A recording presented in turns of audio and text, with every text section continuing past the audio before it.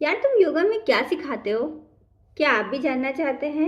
आइए जानते हैं योगा मेन्यू एक वेटर स्टाइल में।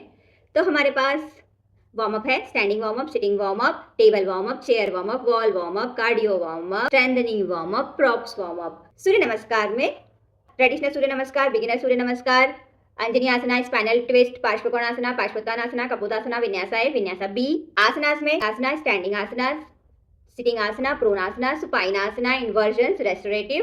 प्राणायामा में Bhastrika pranayama, Kapalbhati pranayama, Nadi Shodhan pranayama, Sheetali, Sheetkari, Bhramari, Ujjayi, bird pranayama, kumbhaka, bahya kumbhaka, yogic breathing, relaxation technique, 64 point relaxation technique, sankalpa based yoga nidra, advance yoga nidra, kaya kriya, progressive muscle relaxation.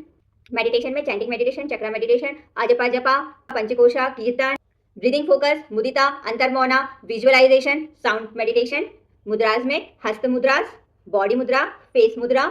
इसके अलावा और एडिशनल में हमारे पास में है power yoga, pilates, face yoga, eye exercises, mindfulness, eating habit, fun activity, bandhas and cleansing technique.